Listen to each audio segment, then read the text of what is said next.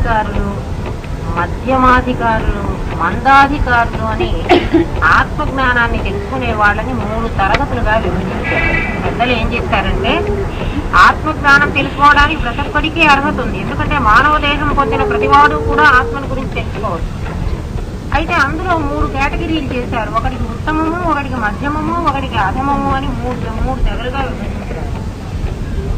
మనకు కనపడుతూ ఉన్నటువంటి ఈ జనాభాలో మొత్తంలో 100కి 99 మంది అధములు. ఎందుకని? ఆత్మ గురించి విచారణ చేసుకుందామన్నటువంటి భావన కూడా కలగటం. ప్రపంచంలో ఏం కావాలి అంటే, నేను సంపాదించుకున్నాను, నేను తింటున్నాను, నా భార్య బిడ్డల్ని పోషించుకుంటున్నాను, ఇంకా రేపు ఒకవేళ నేను ఏదైనా కష్టం వచ్చి చేతకాని పరిస్థితిలో ఉంటే నేను వాళ్ళకి కావాల్సినంత నేను దాచుకున్నాను, కాబట్టి ఇంకా నాకేం అక్కర్లేదు అనుకున్న వాళ్ళు 99 మంది ఉన్నారు. అంటే 100కి 99 మంది వాళ్ళు ఉంటే ఒకరు మాత్రం అయ్యో నేను చచ్చిపోతానే, చచ్చిపోయిన తర్వాత ఈ భార్య బిడ్డలు వీళ్ళంతా నా వెంట రారే, నా సంగతి ఏమిటా, నాకు ఎలా ఏం జరుగుతుందా, నేనేం చేసుకోవాలా అన్నటువంటి ఆతృత ఒకడికి ఉంటుంది. ఒకడికన్నా కనీసం ఆ భావన ఉంటుంది. అయితే తెలిసిన వాడు మరి 1000లో మనుష్యానాం సహస్రేషు కశ్చిద్యతపి సిద్ధయ్యే అని పరమాత్మ గీతలో చెప్పినట్టుగా తెలిసిన వాడు చాలా వేలల్లో ఎవడో ఒకడు ఉంటాట. తెలుసుకోవాలి అనేవాడు 100 మందిలో ఒకడు ఉంటాట. తెలుసుకోవాలి అసలు ఏమిటో ఇది, నేను ఈ జన్మ లేకుండా నేను ఏ విధంగా పొందగలుగుతాను అన్నవాడు 100 మందిలో ఒకడు దొరుకుతాట. మరి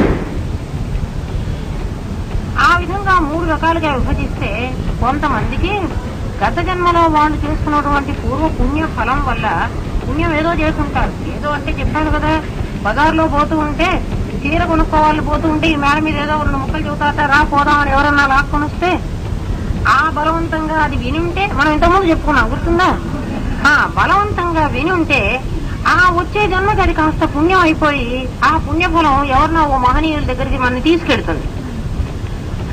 తీసుకెళ్లి వాళ్ళు చెప్పేటువంటి మాటల్లో ఏదో సత్యం ఉంది, మనం కూడా ప్రయత్నం చేస్తే తెలుసుకోవచ్చు అన్నటువంటి కొంత భావన మనకు కలిగిస్తుంది. అందరికీ మీరందరూ కూడా వేదాంతానికి రాకముందు మీ స్థితి ఊహించుకోండి. ఏదైతే చెప్పేవాళ్ళని చాలా మందిని చూసానులే, మనకి ఎందుకు అనవసరంగా, మీకేదో మీ పిచ్చి మీకు కలిగితే కలగని, మమ్మల్ని ఎందుకు అందులో పడేస్తారు, మా పని ఏదో మేము చేసుకుంటున్నాం, మేము పోతాం అన్నవాళ్ళు ఎక్కువ మంది. మనం అందరం ఆత్మ తెలియక ముందు మనం కూడా ఈ మాట అనుకున్న వాళ్ళమేనా, నేను కూడా అనుకున్నాను, మీరు కూడా అనుకుని ఉంటారు, అదేం తప్పు కాదు.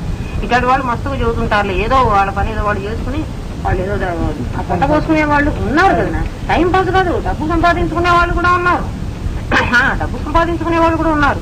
ఎందుకంటే బోధ చేసిన తర్వాత చివరిలో అడుగుతున్నారు కదా, మేము కాలేజీ పెట్టినాం కాదు, మేము మా ఆశ్రమం పెట్టుకున్నాం, మా ఆశ్రమం నడవాలి, లేకపోతే అనాథ పిల్లలందరికీ ఏదో చదువులు చెబుతున్నాం, అందరికీ పుస్తకాలు ప్రింట్ చేస్తున్నాం, ఏవో చాలా అడుగుతూ ఉంటారు. అలాంటి వాళ్ళలో వీళ్ళు ఒకళ్ళు లేపో అని అనుకునేవాళ్ళే, మనందరం అట్లాగే అనుకుని ఉంటాం. ఎందుకంటే నేను కూడా అనుకున్నాను కదా, గురుగారు ఊరికే ఏమీ లేకుండా ఎందుకు మనకి అందరినీ కూర్చోబెట్టుకుని పాఠం చెబుతారు, ఆయన వేస్ట్ కదా, ఎందుకు టైం కూడా వేస్టే కదమ్మా. అలా మనందరం కూడా అనుకుని ఉంటాం.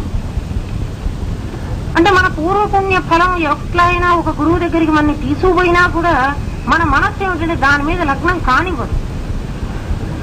అదేదో చెబుతున్నారనేటువంటి నాకు జన్మరాహిత్యం కావాలి అని ఎవరికి వాడు తెలుసుకుని అలాంటి వాడిని వెతుక్కుని, మన గురువు గారు లాగా వెతుక్కుని గురువుని వెతుక్కుని బోధ చేయించుకుని తర్వాత సమాధి తెచ్చుకుని వెళ్ళేటువంటి వాళ్ళు వేలు కాదు కోట్లలో ఒకడు కనపడతాడు. మనమందరం అటువంటి వాళ్ళం కాదు. మనమందరం ఎటువంటి వాళ్ళం, పూర్వజన్మలో ఏదో కొంత పుణ్యం వచ్చి మనం మనని మందాధికారులు అంటారు. పూర్వజన్మలో కొంత పుణ్యం సంపాదించుకుని ఆ పుణ్యఫలం వల్ల ఎప్పుడో ఎవరో మహావాక్యం చెప్పేటువంటి ఒక మహనీయుడు మనకు దర్శనం అవ్వడం, ఆ దర్శనం అయిన తర్వాత ఆయన మీద మనకి ఏదో విధమైనటువంటి ఒక అనురాగం కలగటం, ఎలాగైనా నేను తెలుసుకోవాలి అనేటువంటి కుతూహలం కలగడం, తర్వాత సాధన చేయటం, ఆ తర్వాత తెలుసుకోవడం, ఇవన్నీ మనలాంటి వాళ్ళ లక్షణాలు. ముందే దీని గురించి తెలుసు. నా దగ్గరికి మా 4 స్తంభాలు ఉన్నాయి, మా స్తంభాలు, ఈ 4 స్తంభాలు కొన్ని 20 ఏళ్ల పాటు తిరిగినాయి. అక్కడక్కడ ఏం జరుగుతుంది అని అంటే జిజ్ఞాసులు. ఆ తర్వాత వాళ్ళకి జ్ఞానం లభ్యమైంది. మనకందరికీ జిజ్ఞాస కూడా లేదు అసలు. అంటే నేను కూడా మీలోనే చేరిక, నాకు కూడా ఏం తెలియదు అసలు. గురుదేవుడి దగ్గరికి వెళ్ళేప్పటికి నాకు కూడా నిజంగా కూడా ఏం తెలియదు. ఇలాంటి మందమతులు పూర్వపుణ్య ఫలం వల్లే వీళ్ళకు కొద్దిగానైనా ఇటువంటి అవకాశం కలుగుతుంది ఏ ఒక్క క్షణము. ఆ అవకాశాన్ని సద్వినియోగం చేసుకుని దాని నుంచి కృతార్థత చెందేవాళ్ళు ఉన్నారు. ఆ అవకాశాన్ని జార విడుచుకుని అయ్యో తర్వాత 20 ఏళ్ల తర్వాత 30 ఏళ్ల తర్వాత అయ్యో నాకు అప్పుడు వాళ్ళు ఎలా చెబుతానంటే నేనే వద్దనుకున్నాను. మరి నాకు అసలు ఒక అబ్బాయిని నేను మన ఇంటికి వచ్చినప్పుడు నాయన నేను అందరికీ మహావాక్యం ఇస్తున్నా, నీకు కూడా ఇస్తాను, నీ సమస్యలన్నీ పోతాయి, నువ్వు కూర్చో అంటే నాకొద్దు అని వెళ్ళిపోయాడు. నీకు గుర్తుంది కదా, నాకు అక్కర్లేదు, నాకు ఇలాంటివన్నీ వద్దని, తర్వాత తీసుకుంటా, ఇప్పుడు నాకొద్దు అన్నవాళ్ళు కూడా ఉన్నారమ్మా, వెళ్ళిపోతారు. అది వాళ్ళ దోషం కాదు, ఎందుకంటే వాళ్ళ అధికారం అది. తర్వాత ఎప్పుడూ జరుగుతుంది వాళ్ళకి, అయ్యో నేను ఆ రోజు ఇస్తానంటేనే నేను స్ఫూరిస్తుంది, ఎందుకంటే ఆ పుణ్యఫలం ఉంది కదా. ఆ పుణ్యఫలం మళ్ళీ ఇంకోసారి ఎప్పుడో కలిగించి అయ్యో వాళ్ళు ఆ రోజు ఇస్తానంటే నువ్వు వద్దన్నావు, మళ్ళీ మళ్ళీ అడుగు, మళ్ళీ తీసుకోని. మనం అందరం మందాధికారులు అంటారు. ఈ మందాధికారులకి పూర్వ పుణ్య ఫలం ఉండకపోతే మాత్రం ఈ అవకాశమే అసలు కలగదు, ఎందుకంటే మనం ఉత్తమాధికారులం కాదు. ఇంకా వీళ్ళకి ఏం కష్టం వస్తుందంటే, గురువు చాలా అదృష్టం, అంటే వాత్సల్యం గలవాడు కదా, వచ్చిన వాడు అందరికీ కూడాను మహావాక్యం ముందు ఇచ్చేద్దాం, ఎప్పుడెప్పుడు ఇచ్చేద్దామా అని ఆలోచిస్తూ కూర్చుంటారు రెడీగా. ఎవడెవడు రాలేదే అని చూస్తారు, కానీ వాడు వస్తే చాలు వాడి కర్మంతా తగలవు. ఎందుకంటే అగ్గిపుల్ల చేతిలో పెట్టుకున్నాడు. కాటి కాపరికి ఏమిటమ్మా పని, ఎవడి శవం వస్తుందా, ఏ శవం వస్తుంటుందా అని ఎదురు చూస్తూ ఉంటాడు. కాటి కాపరికి పని ఏమిటంటే శవాలు రావాలని ఎదురు చూస్తూ ఉంటాడు. అలాగే జ్ఞాని పని ఏమిటంటే ఎవడెవడు తగల పెట్టుకోవడానికి తొందరగా నా దగ్గరకు వస్తాడా, వాడికి తెలియకపోయినా నేనన్నా తగల పెడదాం, పని కూర్చోబెడదాం అంటే మరి ఏ పని వాడికి ఆ పనే కదా ఇష్టం. ఒక వ్యాపారస్తుడికి ఏమిటంటే అంగట్లోకి 4 మనుషులు రావాలి అని కోరుకుంటాడు. అలాగే ఏ పని చేసేవాడికి ఆ పని, ఏ పని చేసేవాడు కూడా ఇదే, ఎవరొస్తే ఎవరి కర్మని తగలు పెట్టేద్దాం, నేను జన్మరాహిత్యం పొందే కదా, వాడు కూడా జన్మరాహిత్యం పొందితే నాకు హాయిగా ఉంటుంది, వాడి వల్ల వీడికేం లాభం లేదు కానీ అనుకుంటూ ఉంటాడు. అలా అనుకుని మహావాక్యం బోధ చేసినప్పటికీ ఈ మందమతులకిట చాలా ఆటంకాలు వస్తాయి. ఎవరైనా గురువు పాపం అనుగ్రహించి మహావాక్యం ఇచ్చినా మందమతులకు ఏమిటంటే చాలా ఆటంకాలు వస్తాయిట. ఒక తల్లి నా దగ్గరికి వచ్చి, అమ్మ నువ్వు చెప్పిన మాట ఏమిటో, నిన్న మంత్రం చెప్పావు బాగానే ఉంది, అదేదో నేను మర్చిపోయినాను, అది మళ్ళీ చెప్పు అని వచ్చింది. ఆ ముక్క మర్చిపోయిందిట. అహం బ్రహ్మాస్మి అనేటువంటి 2 మాటలు ఆ తల్లి జ్ఞాపకం లేవుట. నేనేమన్నా అంటే, తల్లి నువ్వు మరి అప్పుడు ఎప్పుడో నీ పెళ్ళయింది కదా, ఎప్పుడో 50-60 ఏళ్ల కిందట ఆ తల్లికి పెళ్ళయింది, నీకు పెళ్ళయింది కదా, ఆ పెళ్లిలో వంకాయ కూర బాగులేదని పెళ్లివారు పోట్లాడారు కదా, అది నీకు గుర్తుందా? నా ఎందుకు గుర్తులేదు, చాలా బాగా పోట్లాడారు అని ఏదో ఆ కథంతా చెప్పుకొచ్చింది. ఈ కథంతా నీ మనస్సులో ఎంత బాగా నీకు గుర్తుంది, భద్రంగా దాచిపెట్టుకున్నావు కదా, ఎందుకు దాచిపెట్టుకున్నావు? అప్పుడు నీ మనసుకు బాధ కలిగింది, అందువల్ల బాధ కలిగినటువంటి సంఘటన బాగా గుర్తుంది. మరి ఇప్పుడు నిన్న మా ఇంటికి వచ్చావు, హాయిగా చల్లటి గాలి వాతావరణం, మంచి లైట్లు వెలుగుతూ ఉన్నాయి, చక్కగా ఏదో ఊరుగడ్డీలు వెలిగించి పెట్టారు, మంచి సువాసనగా ఉంది, ఇక కూర్చోబెట్టి అహం బ్రహ్మాస్మి అనే 2 ముక్కలు చేస్తే నీకు ఇది గుర్తుండలే, ఎందుకంటే నీ మనస్సుకు ఇప్పుడు బాధ కలగలే. అందుకని మేము ఈ మంచి వాతావరణంలో నేను కూర్చోబెట్టి ఏం చెప్పాలంటే, ఈ దేహం చచ్చిపోతుంది, ఎవరికైనా చావు అంటే ఎంత భయం, అమ్మో చచ్చిపోతుందంటే మరి పెట్టుకుంటారు కదా, ఇది చచ్చిపోతుంది, ఇది శాశ్వతం కాదు, చచ్చిన్నాడు, నీ కొడుకులు నీ కూతుళ్ళు నీ వాళ్ళు ఎవరు నీ వెంట రారు, బంగారం అని బాగా దాచిపెట్టుకున్నది కూడా శవాన్ని కోసైనా సరే అవి తీసుకుపోతారు అని చెప్పినప్పుడు ఇవన్నిటితో మనసు ఏమవుతుందంటే ప్రిపేర్ అయి ఉంటుంది. చచ్చిపోతానా, అయితే చచ్చేటప్పుడు అప్పుడు యమధర్మరాజు తీసుకుపోయేటప్పుడు నీ కూడా ఎవరు రానప్పుడు అప్పుడు వెంటొచ్చేది ఇది అని చెప్పామనుకో, ఓహో అట్లయితే ఇది నేను చాలా జాగ్రత్తగా భద్రంగా దాచుకోవాలి. ఇప్పుడు మహావాక్యం మర్చిపో.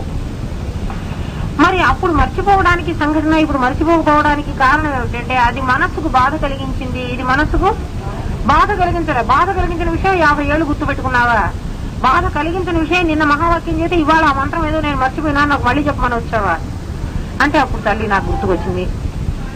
ఇలా మాయ ఏం చేస్తుందంటే విమోచనకారిణి అన్నమాట. ఈ మాయ మన్ని ప్రపంచంలోకి తోసేస్తుంది, ఇందులో నుంచి మన్ని బయటికి కూడా తీస్తుంది.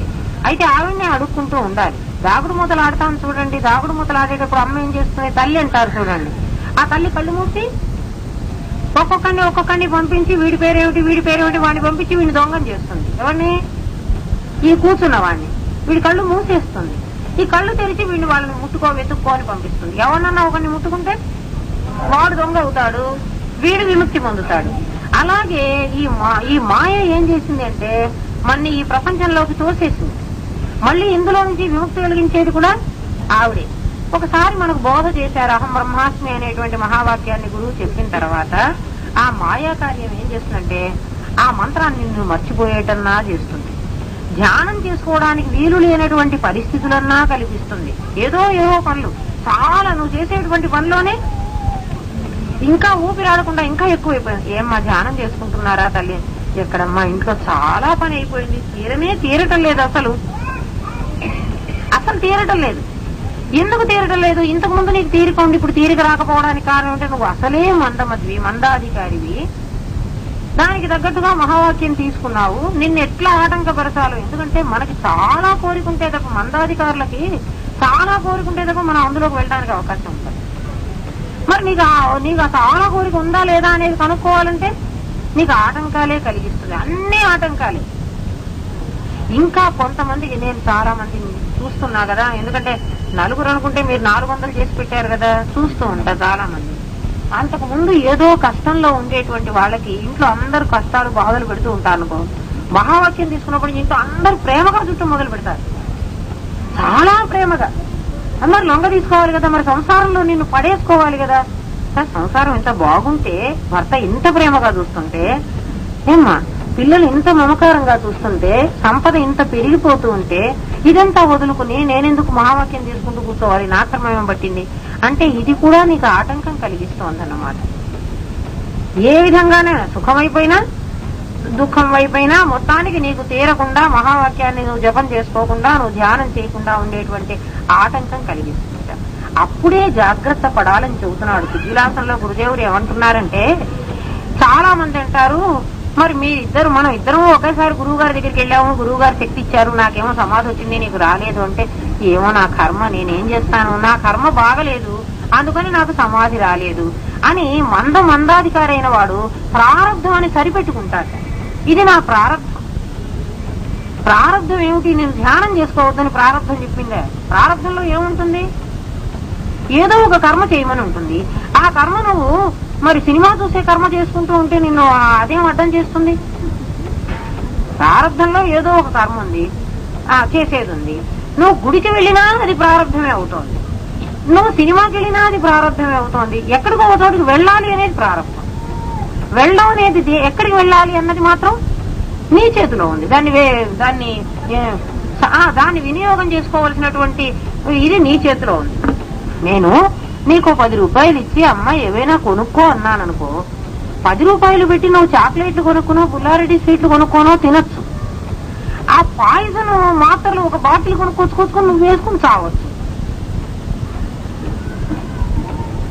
నేను చావమని బతకమని చెప్పకుండా నీకు 10 రూపాయలు ఇస్తే నువ్వేం చేశావు?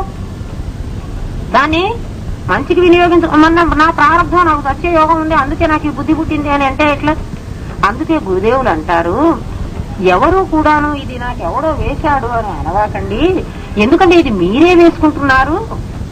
తప్పు చేసినా ఒప్పు చేసినా కూడా మన మనస్సు ఎప్పుడైనా ఏ పనైనా చెయ్యాల్సి వచ్చినప్పుడు మనస్సు బుద్ధి 2 మాట్లాడుతూ ఉంటాయి. మనం అందరం గమనించవచ్చు. ఆ రెండిటికి కూడా ఒకటి చేద్దామని ఒకటి వద్దని 2 మాట్లాడుకుంటూ ఉంటాయి అన్నమాట. మనం చేద్దాం అన్న దాని వైపు ముఖ్యం అనుకోండి, మన ఇంద్రియాలు ఆ కార్యం చేస్తాయి. వద్దన్న దాని వైపు ముఖ్యం అనుకోండి, మన ఇంద్రియాలు చేయకుండా ఊరుకుంటాయి. అంటే 2 కూడా నీకు భగవంతుడు నువ్వు చేయబోయేటువంటి పనిలో ఉండేటువంటి మంచి చెడు 2 నీ ముందు పెట్టాడు. నువ్వు చేయదలుచుకున్నప్పుడే కదా నీ శరీరం చేస్తోంది. ఏమ్మా కాదా? మనం కాదంటే మన శరీరం ఏమి దానికై అదేం చెయ్యదు. నువ్వు చెయ్యాలి అనుకున్నదే చేస్తున్నావు. చెయ్యాలి అని సంకల్పించావంటే 2 నీ ముందు ఉంటే ఒకదాన్ని నువ్వు వద్దన్నట్టే కదా అర్థం. అది వద్దని కదా ఇది చేద్దాం అనుకున్నావు. మనస్సు బుద్ధి 2 చెప్పినాయమ్మా మనకి మాటలు. మనం మనస్సు చెప్పిన మాట వింటున్నామంటే ఒక పని ఏదో చేస్తున్నాం, బుద్ధి చెప్పిన మాట వింటున్నామంటే ఆ పని చేయకుండా మానేస్తున్నాం. దొంగతనం చేయటమో, లేకపోతే హత్య చేయటమో, లేకపోతే ఇంకేదో చెడు చేయటమో, ఇలా ఏ సంఘర్షణ జరిగినా కూడా దాంట్లో ఒక మాట మనం చేస్తున్నాము, ఒకటి చేయటం లేదు అంటే మనకి 2 కూడా తెలుసు కదా. ఎవరికి వాళ్ళు ఆలోచించండి. 2 తెలిసి ఒకదాన్నే మనం అంగీకరించి దాన్ని చేస్తున్నాం. కాబట్టి దానివల్ల వచ్చే ఫలితం దేవుడు ఎవడో నాకు ఇట్లా బుద్ధి పుట్టించాడు, నేను ఇట్లా చేశాను అని మరి దేవుడి మీద ఇస్తున్నావు ఏమిటి? ఆలోచించు. చేసింది నీవు. రెండింటినీ నీ ముందర పెట్టాడు దేవుడు. ప్రతివాడికి ముందర రెండు, ఈ పెళ్లి సంబంధం చేద్దామా వద్దా అనుకున్నాం అనుకో, అన్ని చెయ్యాలి అన్నటువంటి పాయింట్స్ కనపడుతున్నా చెయ్యకూడదు అన్నది కూడా ఏదో ఒకటి మీ మనసులో మెదులుతూ ఉంటుంది. మీరు గమనించండి. మనం చేసేసుకున్న తర్వాత దానివల్ల ఏదైనా ఒక కష్టం వచ్చిందనుకో, తీసి నా ప్రారంభం ఇట్లా ఉంది, ఆ దేవుడికి బుద్ధి లేదు, నేను ఎన్ని చేసినా నాకు ఇట్లాంటి కష్టాలే ఇస్తున్నాడు అని నువ్వు దేవుడి మీద నింద వేస్తున్నావే. ఈ రెండూ కూడా నీ ముందు పెట్టింది దేవుడేనన్న సంగతి నీకు తెలియటం లేదే. నువ్వే ఎన్నుకున్నావు కదా. ఎన్నుకునేటప్పుడు నువ్వు ఎన్నుకున్నావు కాబట్టి దానివల్ల వచ్చేటువంటి కష్ట నష్టాలు రెండూ కూడా నీవే బాధ్యుడు అవుతున్నావు. ఇంకోటి మీద ఎవరి మీద వెయ్యక్కర్లే. అలాగే జ్ఞానానికి ధ్యానం చెయ్యాలి, సమాధి పొందాలి అనేటువంటి సత్య సంకల్పం నీ పుణ్యం వల్ల నీకు కలిగినప్పటికీ, దానికి అనేకమైన ఆటంకాలు వస్తూ ఉన్నప్పటికీ, నీకు ధ్యానం చెయ్యాలి అన్న సంకల్ప బలం కనుక ఎక్కువగా ఉన్నట్టయితే ఈ ఆటంకాలు నువ్వు అధిగమించగలవు. నువ్వేం చేస్తున్నావు? అది ప్రారంభాన్ని అధిగమించడమే కదా. నువ్వేం చేస్తున్నావు అంటే, ఏమోలే వీళ్ళు వెళ్ళిపోయిన తర్వాత కాసేపు కూర్చొని ధ్యానం చేద్దాంలే, వాళ్ళు వెళ్ళిపోతారు, ఎవరో మంది చుట్టాలు వచ్చారు, ధ్యానం చేసుకోవాలంటే ఈ చుట్టాలు వచ్చారని కాసేపు విసుకున్నారు, వాళ్ళతో మాట్లాడారు. ఆ చుట్టాలు వెళ్ళిపోయిన తర్వాత ధ్యానం చేసుకోవాలి అని మీరు సంకల్పించుకున్నారు, చుట్టాలు వెళ్ళిపోయినారు. వాళ్ళు తాగిన కాఫీ గ్లాసులు ఏవో అట్లాంటివన్నీ అక్కడ ఉన్నాయి, చిన్న ప్లేట్లు, అవేం అన్ని కొట్టవు కదా. తీసి ఇల్లంతా ఇట్లా ఉంది, ఇవన్నీ తీసి కడిగేసి అప్పుడు ధ్యానం చేసుకుందాంలే అని నీ సంకల్పమే కదా. అవన్నీ కడిగేశావు. ఆ తర్వాత రాత్రి కూడా వంట చేసి పెట్టుకుని ధ్యానం చేసుకుందాంలే అనుకున్నావు. ఎందుకంటే అలిసిపోతానేమో మళ్ళీ ధ్యానం చేసుకుంటే గంట 2 గంటలు. సరే వంట కూడా చేసి పెట్టుకున్నావు. వంట చేసుకున్నాక తిని ధ్యానం చేసుకుందాంలే అనుకున్నావు. ఎందుకు వండుకున్నాం కదా. క్రమంగా తినేసావు. తిన్న తర్వాత గురువుగారు చెప్పారు కదా కూర్చునే ధ్యానం చేయక్కర్లేదు, పడుకుని కూడా ధ్యానం చేసుకోవచ్చని చెప్పారు కదా, కాబట్టి నేను మెల్లగా పడుకుని ధ్యానం చేసుకుందాంలే అనుకున్నాను. మెల్లగా నిద్ర వచ్చేసింది. తెల్లవారుసాను మళ్ళీ గురువు చాలా జాగ్రత్తగా ఉంటాడు. ఎప్పుడు అర్ధరాత్రి ఎప్పుడు ఒరే నాయన నిద్రపోయినావేమిట్రా, ధ్యానం చేసుకోవాలనుకున్నావు కదా, మళ్ళీ ఒకసారి లేపుతాడు. పాపం ఊరుకోడు. ఆహా ధ్యానం చేసుకుందామంటే రేపు పొద్దున్నే తెల్లవారుజాము లేచి ఎట్లయినా కాసేపు కూర్చొని ధ్యానం చేసుకుంటాలే, ఇప్పుడేమో నిద్ర వస్తోంది, నిద్రపోవడం. పొద్దున కూడా మళ్ళీ సేమ్ ఇదే రొటీన్ అవుతూ ఉంటుందన్నమాట. ఇట్లా ఆటంకాలు నీకు కలుగుతూ ఉన్నప్పుడు, ఆటంకం ఎందుకు కలిగిస్తున్నాడంటే నీకు దాని మీద ఇంకా ఇంకా ఇచ్చ ఉన్నదా లేదా. నీకు ఇచ్చ ఉంది అంటే ఆయన సహాయం చేస్తాడు. నువ్వు కూడా సరే పోస్ట్ పోన్ చేసుకుంటూ తర్వాత చేద్దాంలే అనుకున్నావు అనుకో, ఎందుకంటే నీ పుణ్యఫలం ఎంతవరకు అయిపోయేంత వరకు నీకు ఈ బుద్ధి అయినా పుట్టిస్తాడు. ఆ పుణ్యం ఖర్చు అయిపోయిందనుకో ఆ బుద్ధి కూడా పుట్టదు. మనకే చెబుతున్నాడు ముఖ్యంగా. ఎందుకంటే మందాధికారులకే, మనం ఉత్తమాధికారులం కాదని నిర్ణయం అయిపోయింది కదా. ఉత్తమాధికారులు ఎవరు? పుట్టి ముందు వాళ్ళకే ఈ ప్రపంచం అనేది నిరర్థకం, దీంతో ఏమీ సుఖం లేదు, చచ్చిన తర్వాత ఇది వెంట రాదు, కాబట్టి సద్గురువును వెతుక్కుని మనం ఏదో మోక్షం పొందాలి, ఇంకా జన్మ లేనటువంటి స్థితిని సంపాదించుకోవాలి అని మనకే ముందే కోరిక కలిగితే ఉత్తమాధికారం. అలా మనకు ఎవరికైనా కలిగి, మీలో ఎవరన్నా ఒకళ్ళు ఇద్దరు అట్లా కలిగి ఉంటే నాకు తెలియదు. నాకు మాత్రం అట్లా కలగలేదు. నేను అబద్ధాలు ఎట్లా చెప్పుకుని ఉత్తమాధికారిని నేను ఎలా చెప్పుకోను. నేనేదో మామూలు లౌకికమైనటువంటి ఏదో సుఖం కోసం అని ఇల్లన్నా ఆయన కట్టి పెడతారని నేను గురువు గారి దగ్గరికి వెళ్ళాను. నిజంగా నేను వెళ్ళింది అందుకోసం. ఉండొచ్చు నాయన, వెళ్ళిపోతాను. అదే చెబుతున్నా. ఉత్తమాధికారి అయితే ముందే వాడికి శంకరాచార్యుల ముందే వాడికి కలుగుతుందమ్మా. రమణ మహర్షి వాళ్ళంతా అలాంటి ఉత్తమాధికారులు. పుట్టగానే నాకు ఇది కాదు, నేను చెయ్యాల్సింది ఇంకోటి ఉన్నది, ఏదో ఉన్నది, కనీసం ఏదో ఉందనన్నా దానికోసం అన్వేషణ చేస్తారు. మనం అందరం ఉత్తమాధికారులం కాదనే చెప్పుకోవాలమ్మా. ఎందుకంటే మనందరికీ ఇక్కడికి వచ్చిన తర్వాత, ఇది విన్న తర్వాత, ఇందులో సత్యత్వం మనకు బోధపడ్డ తర్వాత, మనకు ఆనందం లభ్యమైన తర్వాత మెల్లమెల్లగా దీంట్లో పైకి వెళుతూ ఇంకా 4 పుస్తకాలు చదువుకుంటూ మనం వెళుతున్న మార్గం సత్యమే అని అనుకుంటూ మెల్లగా ప్రయాణం చేస్తున్నాం. అంటే కలిగినటువంటి అవకాశాన్ని సద్వినియోగం చేసుకుంటున్నాం మనం. అంతేకాని ఉత్తమాధికారులకు ఇలా ఉండదు. ఉత్తమాధికారులకు పరిస్థితి వేరుగా ఉంటుంది, వాడి ఆలోచన వేరుగా ఉంటుంది. మరి మనలో ఎవరైనా ఈ పసిపిల్లలు, ఈ చిన్న పిల్లలు ఎవరైనా ఉత్తమాధికారులు ఉన్నారేమో అది కూడా నాకు తెలియదు. వాళ్ళకై వాళ్ళు మరి అటువంటి వాంఛతో వచ్చారేమో కూడా మనకు తెలియదు కదా. చిన్నవాళ్ళు ఉన్నారు, పెద్దవాళ్ళు ఉన్నారు. అయితే మనందరం జనరల్ గా మనం అందరం మందాధికారులమే. ఎందుకంటే మనకి చెప్పడం వల్ల మనకి ఇలా పొందాలి అనేటువంటి జ్ఞానం కలిగింది. అది కూడా ముందు మనం నిరసించిన వాళ్ళమే. అదే చెబుతాడు ఇక్కడ. మనం ప్రాజ్ఞులం కాదన్నాడు. ఎందుకంటే ప్రాజ్ఞుడైతే ప్రారంధము అని ఊరుకోట. ఇది నా కర్మ, నాకు ఇట్లాంటి అవకాశం వచ్చింది అని ఊరుకోట.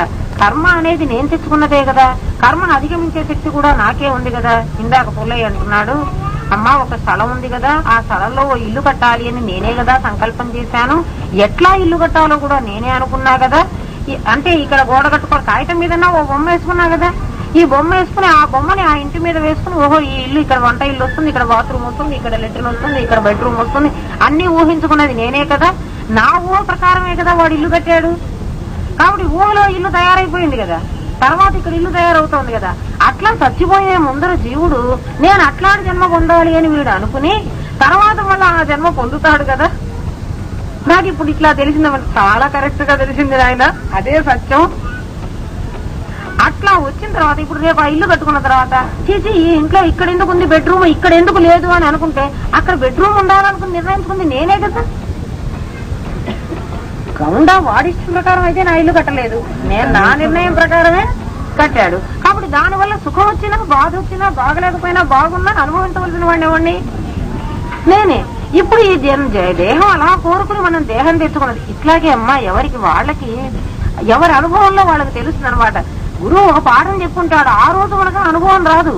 నీకు ఆ అనుభవం వచ్చినాడు చాలా ఆనందంగా ఉంటుంది. ఎంత ఆనందం అంటే నువ్వు సమాధి రోజున ఎంత ఆనందం పొందావో నీకు ఇట్లా అనుభవం వచ్చినాడు కూడా నువ్వు అంత ఆనందం పొందుతావు. ఇన్నాళ్ళు ఊరికే పాఠంగా విన్నావు, అవును జీవుడు సంకల్పం చేసి ఆ దేహంలోకి వెళ్ళిపోతాడు అని. నీకు ఇక్కడ తెలుస్తోంది ఇలా సంకల్పం చేసి ఈ విధంగా కట్టుకుంటున్నాడు, కట్టుకున్న ఇల్లు మళ్ళీ నాకు వచ్చిందని మళ్ళీ ఏడుస్తున్నాడు కూర్చుని, ఓ దేవుడా నాకు ఇచ్చాడు జన్మిచ్చావు. అదే గురుదేవుడు అంటాడు, నువ్వే అన్ని తెచ్చుకుంది. ఆ శాస్త్రం కూడా నీకు కనపడదు తల్లి. నువ్వు నీకు ఆ ప్రారంభంలో ఈ విధంగా ఉండాలంటే ఈ శాస్త్రంలో కూడా నీకు తప్పు కనపడదు. ఎప్పుడు కనపడుతుంది? అది వేసినాడే కనపడుతుంది.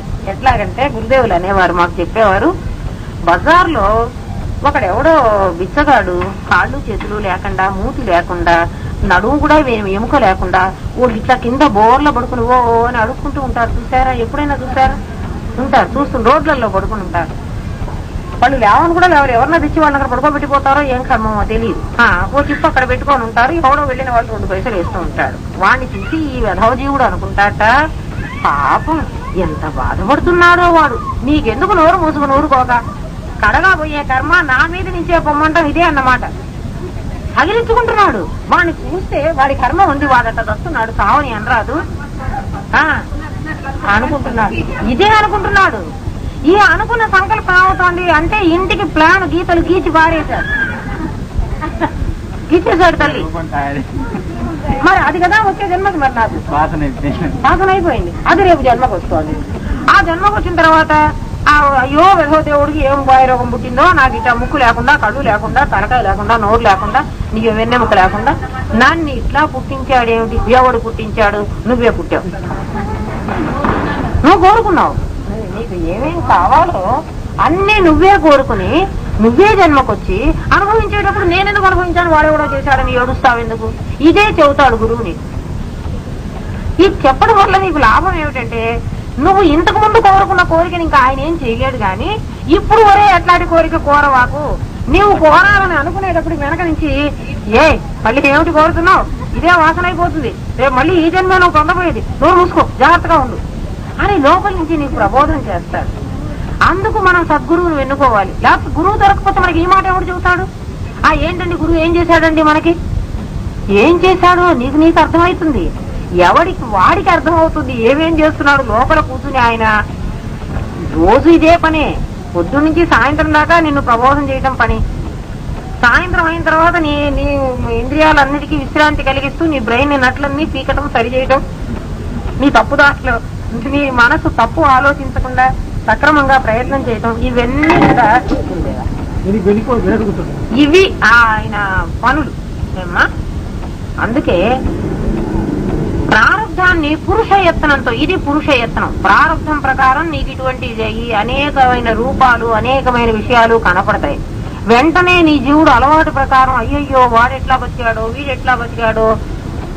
కొంతమంది ఏం చేస్తారంటే ఏదో సమస్య, వాళ్ళ సమస్య ఏదో చెప్పుకుంటూ ఉంటారు. నువ్వు అట్లా ఊరుకున్నావు కానీ నేనైతేనా ఏదో చేస్తానంటారు. ఆ నేనైతేనా నువ్వు అవ్వాలి కదా, నువ్వు అవుతావు. అదే పరిస్థితులు నీకు అక్కడ వస్తాయి. అప్పుడు నువ్వు కూడా ఇట్లనే అనుభవిస్తూ ఏడుస్తూ కూర్చుంటావు.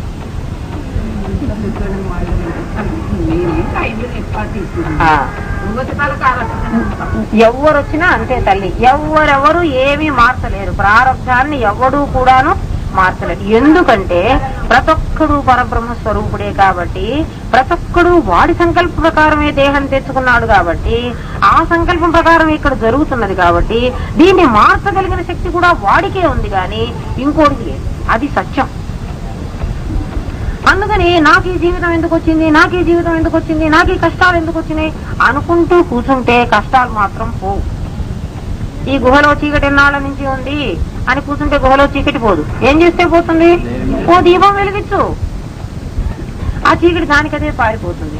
చీకటి ఏ సంవత్సరం నుంచి వచ్చిందండి? ఓ 10 ఏళ్ళ నుంచి వచ్చి ఉంటుందా? 20 ఎన్ని ఏళ్ల నుంచి వస్తాయేమి? ఇప్పుడు ఈ దీపం వెలిగించు, సంవత్సరాల నుంచి వచ్చిన చీకటి కూడా పోతుంది. అలా నాకు ఈ ప్రారంభం ఎప్పుడు వచ్చిందండి, నేను జన్మకి ఎలా వచ్చానండి? నిన్న ఒక పిల్లవాడు వచ్చి అడుగుతున్నాడు, అమ్మా అసలు మనిషి ఎందుకు చెడిపోతాడు అని అడుగుతున్నాడు. ఎందుకు చెడిపోతాడు? వ్యసనాలు, చెడు గుణాలన్నీ ఉన్నాయి కదా, ఈ చెడు గుణాలన్నిటికీ మనిషి ఎందుకు బానిస అవుతున్నాడు? ఎందుకు బానిస అవుతున్నాడు చెప్పండి? అసంతృప్తి. వాడికి ఏదో కావాలని ఉంటుంది, అది దొరకలేదు, అది మర్చిపోవడం కోసం ఏం చేస్తున్నాడు? ఏదో వ్యసనాలకు బానిస అయిపోతున్నాడు.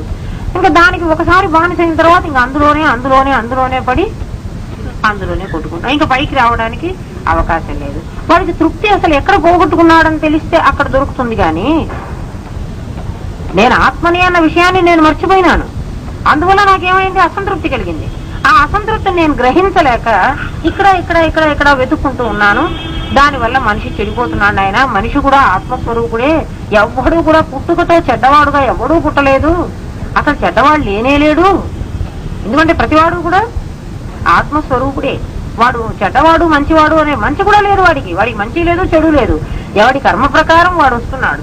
నేను సినిమా తీద్దాం అనుకున్నాను, మీరందరూ సినిమాలో యాక్ట్ చేద్దాం అనుకున్నారు. నేను సినిమా తీస్తాను అన్నాను అనుకో, వెంటనే మీరందరూ ఏమంటారు? మాకు కూడా ఒక పోర్షన్ ఇవ్వండి, మేము కూడా వేస్తాం. అవును, ఇప్పుడు ఇంత పెద్ద జగన్నాటకం నేను తీస్తున్న సినిమా కదా ఇది, ఎంతమందికి పాత్రలు ఇచ్చాను చూడండి. అయితే సినిమాలో పాత్రలు పోషించినందుకు వాళ్ళకి డబ్బులు ఇవ్వాలి, ఇక్కడ పాత్ర పోషణకు డబ్బులు ఎవరిది వాడే తెచ్చుకుని వాడే చేసిపోతాడు.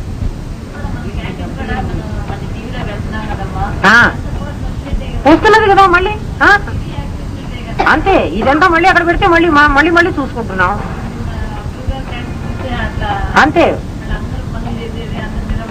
అన్ని వస్తుంది, మేము ఏం చేస్తే అదే వస్తుంది. సినిమా తీస్తున్నాం. సినిమా తీసేటప్పుడు నాయనా నువ్వేమో హరిశ్చంద్రుడు వేషం వెయ్యి, నువ్వేమో వాడిని పీక్కు తినేటువంటి నక్షత్రకుడి వేషం వెయ్యి అన్నాను. సరేలే వేస్తానన్నారు, ఇద్దరు కూడా వేస్తానన్నారు. మరి నక్షత్రకుడు చెడ్డవాడును హరిశ్చంద్రుడు మంచివాడు అందామా? ఇద్దరు మంచివాళ్లే నాకు. అది ఇక్కడ కూడా ప్రతివాడు ఆత్మస్వరూపుడే నాయన. సచ్చిదానంద స్వరూపమైన ఆత్మే. అందుకు భిన్నం కావడానికి లేదు. ఓడు మంచివాడు ఓడు చెడ్డవాడు అని ఇద్దరు లేరు. పుట్టుకతో ఎవడు మంచి ఎవడు చెడు అని ఇద్దరిని రాసి పంపించలే ఇక్కడికి. అసలు అందరూ ఆత్మస్వరూపులుగానే ఇక్కడికి వచ్చాం. అయితే మన సంకల్పం ప్రకారం, ఎందుకంటే ఎవడికో ఏదో ప్రారంభం ఉంది, ఆ ప్రారంభం ప్రకారం అది తీరాలంటే వీడికి చెడు బుద్ధి పుట్టే తీరాలి. వీడు చెడ్డవాడుగా సంకల్పం చేసి వీడు పుట్టి ఉంటాడు. ఈ చెడ్డ సంకల్పంతో పుట్టినవాడు చెడ్డ మాటలు మాట్లాడతాడు. మంచివాడుగా పుట్టినవాడు మంచి మాటలు మాట్లాడతాడు. ఆ మంచివాడికి ఈ చెడ్డవాడికి సంఘర్షణ జరిగి పోట్లాడుకోవాలి. వీడు చెడ్డవాడని మనం అందరం వాడికి ముద్ర వేయాలి. అంటే వీడు చెడ్డవాడన్నాం, వాడు మంచివాడన్నా. నిజంగా అయితే వీళ్ళిద్దరూ కూడా ఆత్మస్వరూపులే. వీళ్ళకి మంచి లేదు చెడు లేదు. వాడి వేషంలో వాడు అట్లా మాట్లాడాడమ్మా. నక్షత్రకుడి పాత్ర నక్షత్రకుడు వేస్తున్నాడు, హరిశ్చంద్రుడు పాత్ర హరిశ్చంద్రుడు వేశాడు. ఆ రెండు పాత్రలు తీసేస్తే వాళ్ళిద్దరూ ఆత్మస్వరూపులే కదా.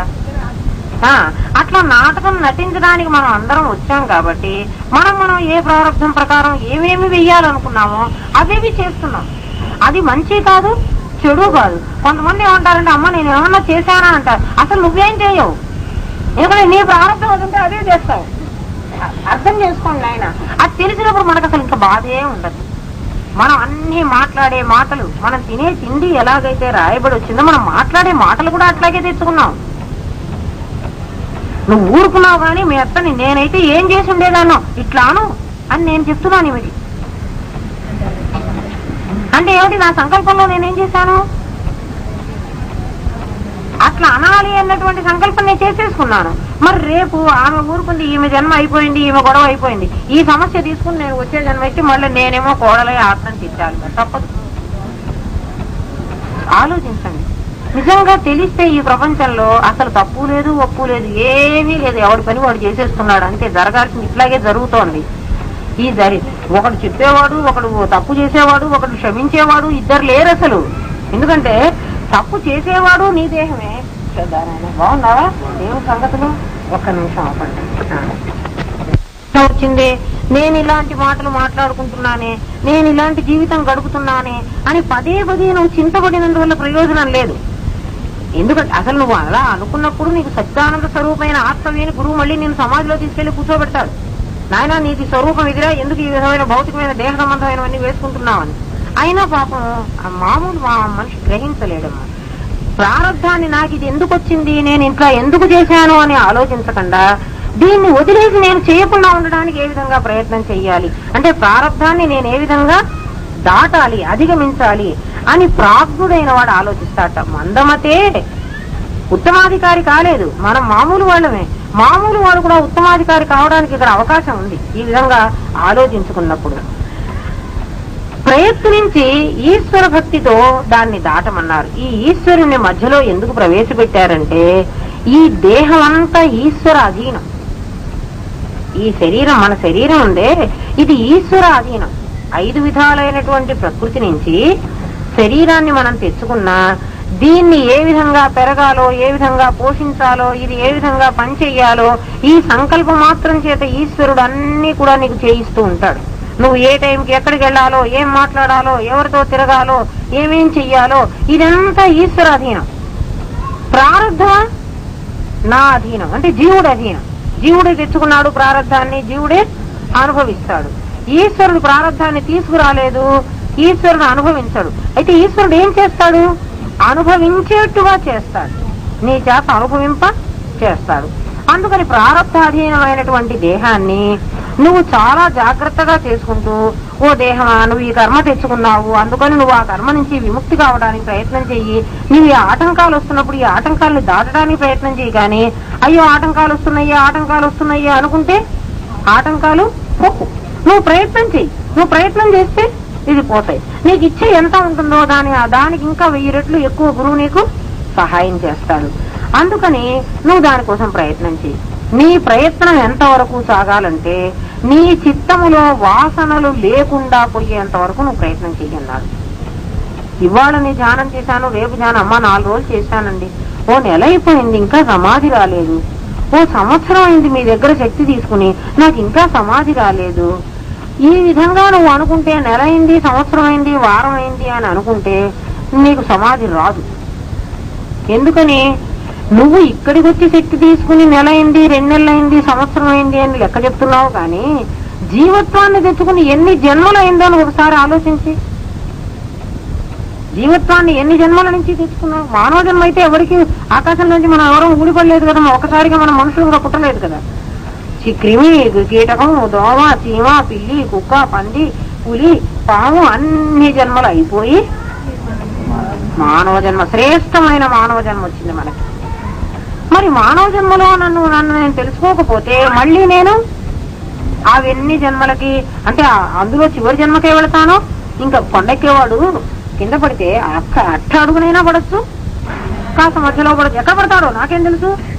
మనం కూడా ఎక్కడ పడతాము, అక్కడి నుంచి మళ్ళీ జన్మలు ఇస్తున్నాం.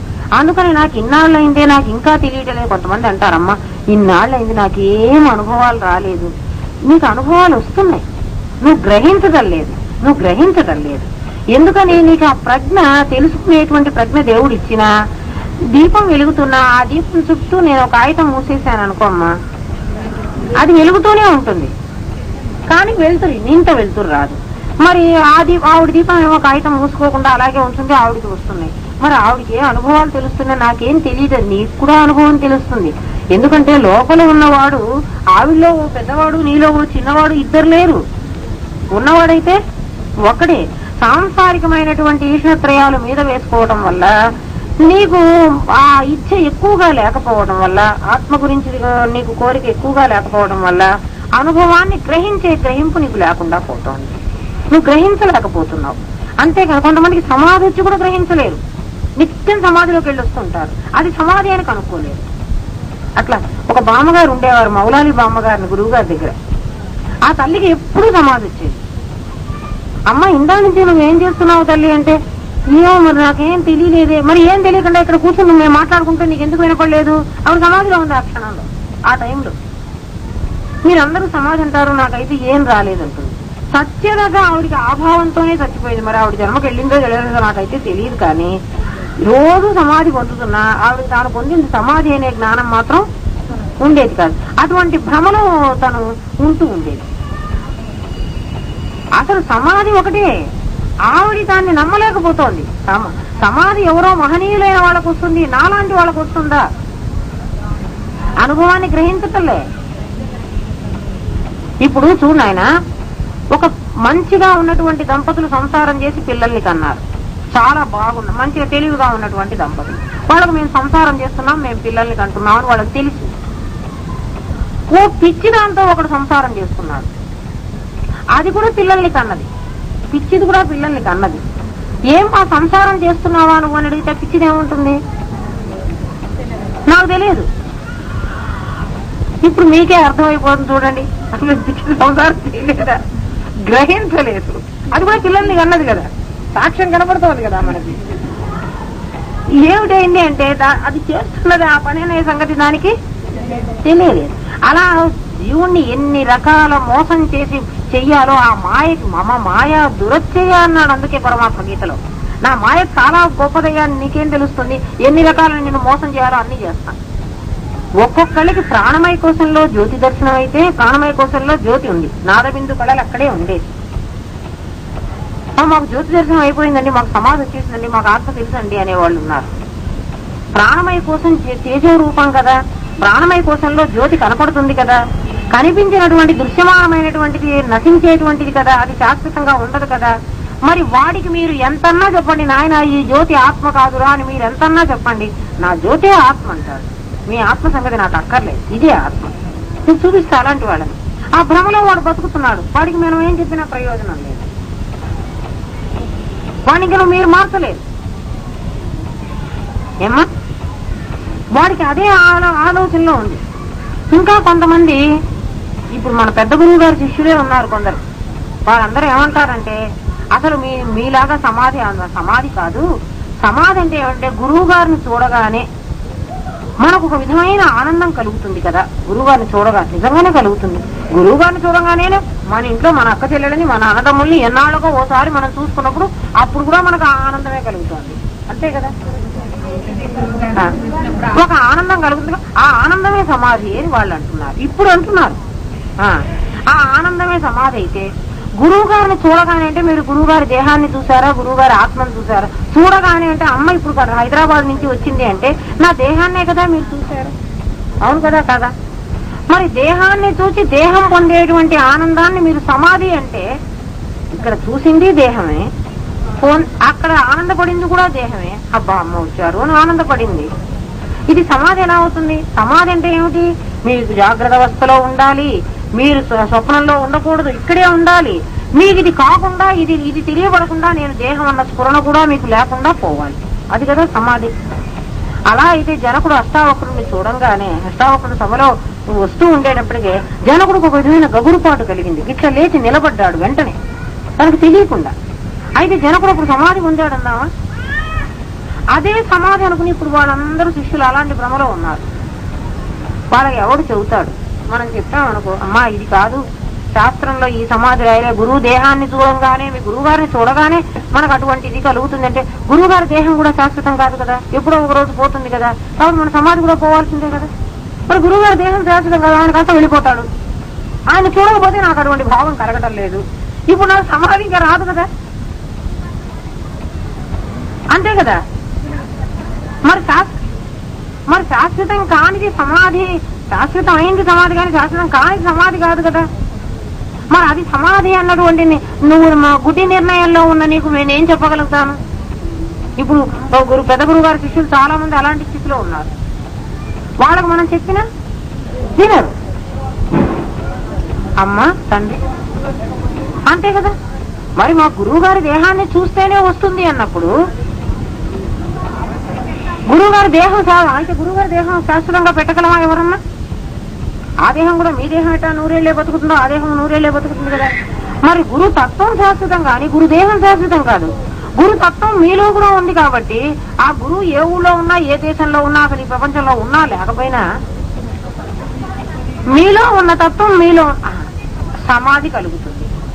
మరి ఆ సంగతి మీరు చెబుతున్నారు కానీ వాళ్ళ సంగతి చెప్పడం లేదు నాయనా. అంతే కదా, కుదరదు కదా. మరి వాళ్ళకి తెలియదా? ఇన్ని పుస్తకాలు చదువుతున్నారు కదా, ప్రతి పుస్తకంలో మరి ఆ సంగతే ఉంది కదా, మరి మాకు సమాధి వచ్చిందని వాళ్ళు అనుకుంటున్నారు కదా. అదే మాయా అన్నారు. మాయా కార్యం ఎంత గొప్పదంటే, ఇందులో ఏ ఒక భాగం తెలిసినా కూడా నాకు అంతా తెలుసండి. మీరు చెప్పేదంతా నాకు తెలుసండి బాబు. జ్ఞానైన వాడు ఏమంటాడంటే, నాయన నాకేం తెలియదు, నా గురుదేవుడు ఏమి నాకు తెలియజేస్తున్నాడో అది నాకు నేనే తెలుసుకుంటున్నాను, నేనే ఆనందపడుతున్నా, నాకైతే నిజంగా ఏమీ తెలియదంటాడు. అజ్ఞానే నాకు తెలియదంటాడు, జ్ఞానే నాకు తెలియదంటాడు. అజ్ఞానేమో దేహ సంబంధంగా నాకేం తెలియదంటాడు, జ్ఞానేమో నాకు తెలియదు అంటే నాయన మాట్లాడేవాడికి చెప్పడం రాదు, చెప్పేవాడు మాట్లాడు. ఎందుకని? అక్కడ వాడికి నోరు లేదు, వాడికి మనస్సు లేదు, వాడికి మాట్లాడడానికి ఇంద్రియాలు లేవు, వాడు అనుభవించి హాయిగా ఆనందంగా ఉండవే వాడికి తెలుసు. వీడు మాట్లాడేవాడు దాన్ని అనుభవించలేదు, అందుకని వాడు నాకు తెలియదు అంటున్నాడు. మరి వాడు అనుభవించిన వాడు చెప్పడు, చెప్పేవాడు అనుభవించలేడు, కాబట్టి వీడు నాకు తెలియదు అన్నాడు. అజ్ఞాని నాకు తెలియదని అన్నాడు, జ్ఞాని నాకు తెలియదు అన్నాడు. మరి ఎవడరా నాకు తెలుసు అనేవాడు? తెలిసి తెలియని వాడు, కొద్దిగా తెలిసి ఉంటుంది. అసలు తెలియవాడు నాకు తెలియదు, మొర్రో దేవుడా నాకు తెలియదు అంటున్నాడు కదా. తెలిసి తెలియని వాడు ఏమంటున్నాడంటే నాకు అన్నీ తెలుసు అంటున్నాడు. అదే మన పెద్దవాళ్ళు ఇట్లా చేతులు పెట్టి, ఈ చేతిలో ఏముందో కనుక్కో, గట్టిగా పిడికిలి మూసి పెడతాడు. ఏముంది? ఏమి లేదు. మూస్తే ఏదో ఉంది. అలాగే అసలు ప్రతి ఒక్కడు కూడా నిజంగా తెలుసుకోవడం చాలా తేలికమ్మ. ఆత్మ తెలుసుకోవడం చాలా తేలిక. ప్రతి వాడిలో ఆత్మ ఉంది. ఈ దేహం కాకుండా ఏదైతే ఉందో అదే ఆత్మ. దేహం కాకుండా ఉన్నటువంటి పదార్థం ఏదైతే ఉందో అది ఆత్మ. అది లేకుండా ఉండడానికి వీల్లేదు. ఎందుకంటే ఎవడు మాట్లాడుతున్నాడో, ఎవడు పలుకుతున్నాడో, ఎవడు వాగుతున్నాడో వాడు ఆత్మశక్తి వల్లే వాగుతున్నాడు, కానీ ఆ శక్తి లేకపోతే ఎవడు వాగటం లేదు కదా. ప్రతి పదార్థంలో ఉన్నటువంటి 10 విధాలైన తత్వాలు మనకు తెలుసు కదా. అస్థి భాతి ప్రియం, నామం రూపం, శబ్దస్పర్శ రూపగంధాలు. ఈ 10లో నామరూపాలు మాత్రమే మారుతూ ఉన్నాయి, కానీ మిగిలిన అసలు 8 మారటల్లా.